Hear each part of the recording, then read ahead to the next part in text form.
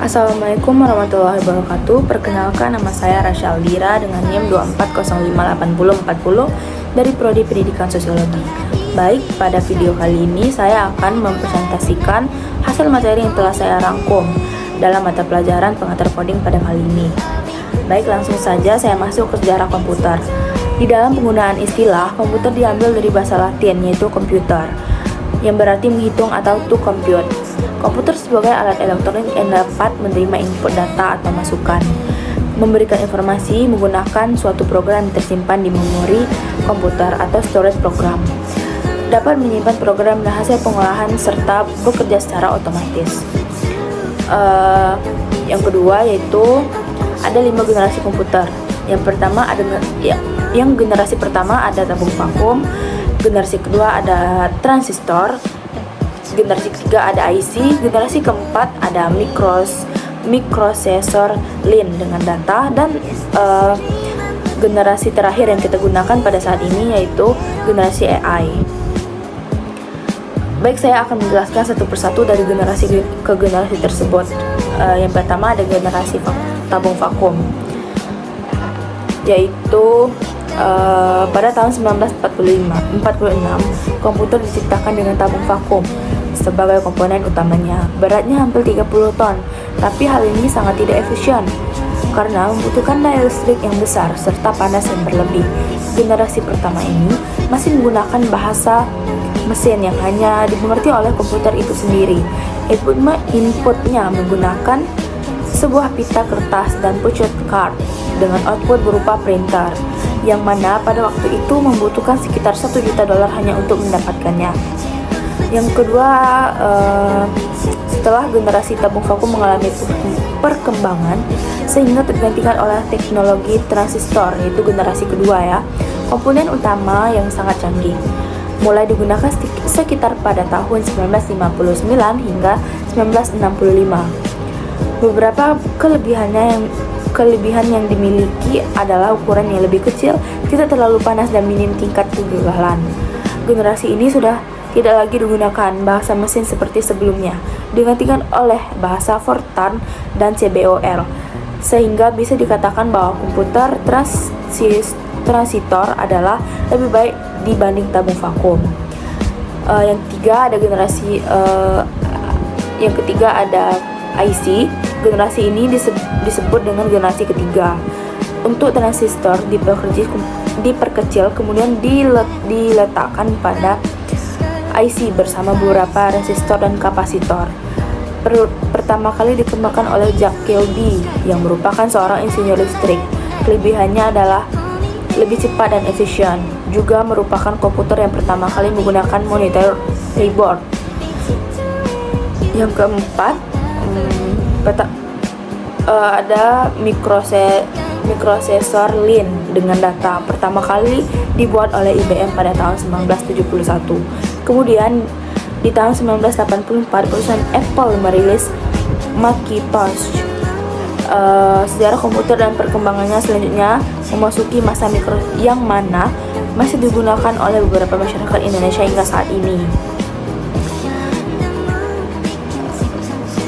Dan yang terakhir ada AI. Yang terakhir ada AI, yaitu yang terbaru dari perkembangan komputer adalah munculnya teknologi bernama AI ini, yang memiliki kecerdasan buatan sehingga dapat melakukan input dengan lebih baik. Bahkan dengan teknologi ini Anda dapat menginput bahasa yang digunakan sehari-hari, menyesuaikan keadaan, mempelajari lingkungan sekitar. Bahkan developer yang saat ini sudah mulai menggunakannya.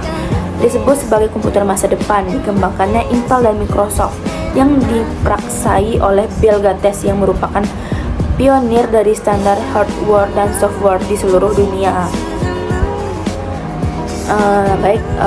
Materi yang ketiga ada sistem komputer. Yang pertama ada hardware, merupakan sumber daya utama untuk proses komputasi. Hardware atau perangkat keras komputer terdiri dari CPU, memori, dan perangkat input-output. Yang kedua ada software, merupakan program komputer yang berguna untuk menjalankan suatu pekerjaan sesuai dengan yang dihendaki. Program tersebut ditulis dengan bahasa khusus yang dimengerti oleh komputer.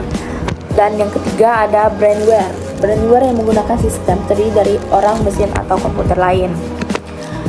Materi keempat yaitu logika manusia dan program. Manusia adalah makhluk paling mulia sebab dia anugerah berbagai kelebihan yang tidak diberikan kepada semua makhluk selain manusia.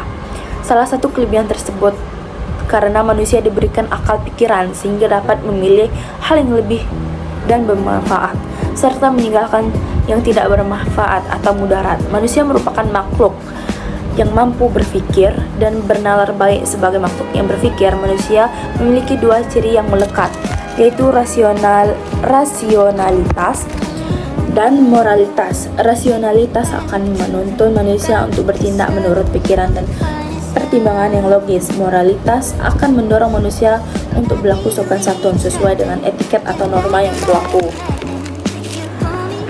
Namun, ketika manusia berpikir, kadangkala dipengaruhi oleh berbagai kecenderungan, emosi, subjektivitas, dan berbagai hal lain yang menjadikan kita tidak dapat berpikir jernih dan logis sehingga menghasilkan kesalahan berpikir dan pada akhir akan mengakibatkan kesimpulan yang salah atau sesat.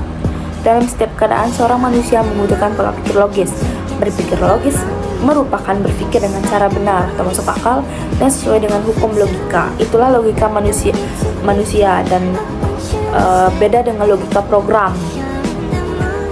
Baik, selanjutnya ada algoritma komputer. Yang pertama, saya akan menjelaskan algoritma itu sendiri terlebih dahulu. Algoritma merupakan langkah-langkah logis penyelesaian masalah yang disusun secara sistematis dan logis. Langkah-langkah ini dapat diterjemahkan secara bertahap dari awal hingga akhir. Sekarang ini, algoritma juga dikenal sebagai jantung dari ilmu komputer atau informatika. Hal ini disebabkan banyaknya cabang ilmu komputer diacu dengan teknologi algoritma. Contohnya sebagai berikut. Yang pertama ada algoritma Routine, pesan di jaringan komputer. Yang kedua ada algoritma Berenstein-Hamm untuk menggambar garis atau bidang grafik komputer. Yang ketiga ada algoritma Knuth-Morris-Pratt untuk mencari suatu pola dalam teks atau bidang information retrieval. Baik, itulah materi-materi yang saya rangkum dan saya presentasikan pada video kali ini. Dan untuk video presentasi saya pada video kali ini, saya akan menyampaikan motivasi dan harapan saya setelah saya mempelajari tentang computer coding pada mata kuliah kali ini. Motivasi saya adalah saya senang atas langkah awal saya dalam dunia coding. Mata kuliah ini adalah fondasi penting untuk memahami logika dan cara kerja komputer. Dan harapan saya, semoga saya bisa terus mengembangkan kemampuan coding saya yang saya pelajari ini. Tentunya tidak takut dan ragu untuk mencoba tantangan baru, seperti mengikuti kompetisi coding atau membuat proyek open source. Baik, itulah presentasi saya pada tugas kali ini. Saya tutup dengan assalamualaikum warahmatullahi wabarakatuh.